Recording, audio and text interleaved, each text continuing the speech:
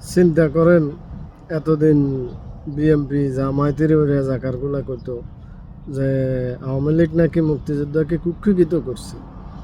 কারণ তারা মুক্তিযোদ্ধারে কি সম্মান দিছে, ক্ষমতায় আসার পর থেকে এখন পর্যন্ত মুক্তিযোদ্ধাগুলা কিছু করে নাই, মুক্তিযোদ্ধার নাম এরা মুখে নেয় নাই।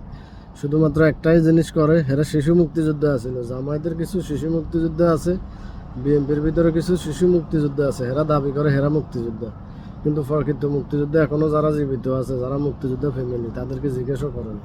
মুক্তিযোদ্ধা কোনো দিবসে তারা পালন করে না। ঠিক আছে, এটা হলো তাদের মুক্তিযোদ্ধার লেবাসদারি শয়তানিগুলো।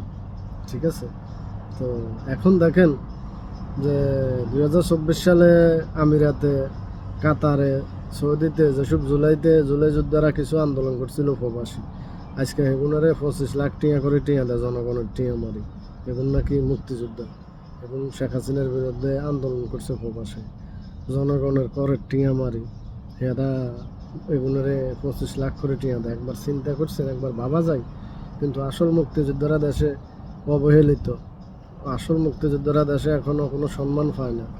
এদেরকে কোথাও কথা কইতে দেয় না, এদেরকে কোথাও চলতে দেয় না, এদেরকে সবাইকে ঘরবন্দি করে রাখছে এই জামায়াতি রাজাকারেরা।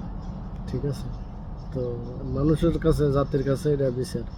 আপনারা প্রকৃতভাবে বিচার করে দেখেন আসলে মুক্তিযোদ্ধা কারা, মুক্তিযোদ্ধার ধারক বাহক কারা। মুক্তিযুদ্ধের একমাত্র সংগঠন আওয়ামী লীগ, মুক্তিযুদ্ধের সম্মানও একমাত্র দেয় আওয়ামী লীগ। আর বাংলাদেশে সব হইল রেজাকার, আর সবাই হইলো খাই খাই ফাটি। মুক্তিযোদ্ধার সাইনবোর্ড বেছে, এই শিশু মুক্তিযোদ্ধা কয় ওরা খামাখা। তো এটা যাদের কাছে প্রশ্ন রইল, আপনারা একটু চিন্তা ভাবনা করে দেখবেন যে আসলে মুক্তিযোদ্ধা কারা, মুক্তিযোদ্ধার দল কারা। ওকে, জয় বাংলা, জয় বঙ্গবন্ধু। সবাই ভালো থাকবেন।